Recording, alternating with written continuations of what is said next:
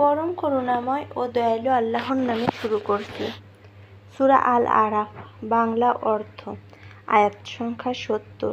তারা বলল, তুমি কি আমাদের নিকট এজন্য এসেছ যে আমরা এক আল্লাহর ইবাদত করি এবং তা ত্যাগ করি?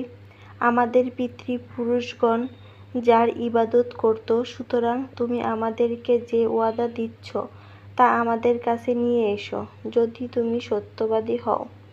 আয়াত সংখ্যা ৭১। সে বলল, নিশ্চয় তোমাদের ওপর তোমাদের রবের পক্ষ থেকে আযাব ও ক্রোধ পতিত হয়েছে। তোমরা কি এমন নামসমূহের ব্যাপারে আমার সাথে বিবাদ করছ, যার নামকরণ করেছ তোমরা ও তোমাদের পিতৃপুরুষরা, যার ব্যাপারে আল্লাহ কোনো প্রমাণ নাজিল করেননি? সুতরাং তোমরা অপেক্ষা করো, আমিও তোমাদের সাথে অপেক্ষা করছি। আয়াত সংখ্যা ৭২। অতঃপর আমি তাকে ও তার সাথে যারা ছিল তাদেরকে আমার পক্ষ থেকে রহমত দ্বারা রক্ষা করেছি এবং তাদের মূল কেটে দিয়েছি, যারা আমার আয়াতসমূহ অস্বীকার করেছিল আর তারা মুমিন ছিল না। আয়াত সংখ্যা ৭৩। আর ছামূদের নিকট প্রেরণ করেছি তাদের ভাই সালিহকে।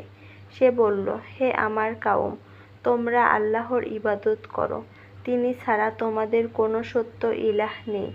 নিশ্চয় তোমাদের নিকট তোমাদের রবের পক্ষ থেকে স্পষ্ট প্রমাণ এসেছে।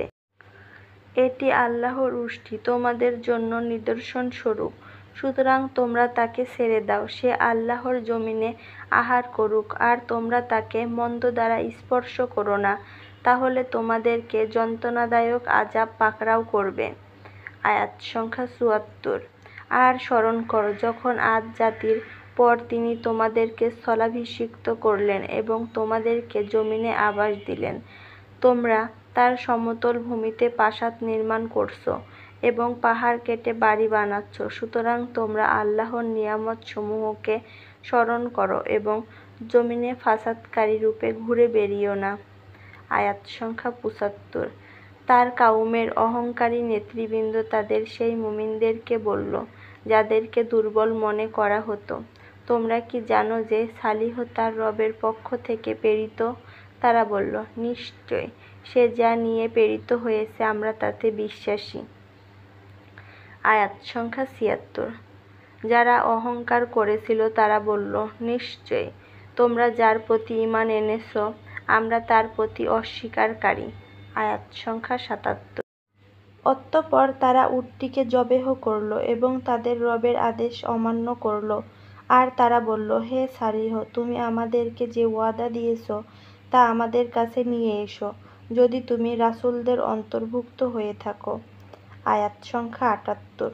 ফলে তাদেরকে ভূমিকম্প পাকড়াও করল, তাই সকালে তারা তাদের গৃহে উপুড় হয়ে মরে রইল। আয়াত সংখ্যা ৭৯। অতঃপর সে তাদের থেকে মুখ ফিরিয়ে নিল এবং বলল, হে আমার কওম, আমি তো তোমাদের নিকট আমার রবের রিসালাত পৌঁছে দিয়েছি এবং তোমাদের জন্য কল্যাণ কামনা করছি, কিন্তু তোমরা কল্যাণকামীদের পছন্দ করো না। আয়াত সংখ্যা ৮০। আর প্রেরণ করছি লূতকে, যখন সে তার কওমকে বলল, তোমরা কি এমন অশ্লীল কাজ করছ যা তোমাদের পূর্বে সৃষ্টিকুলের কেউ করেনি?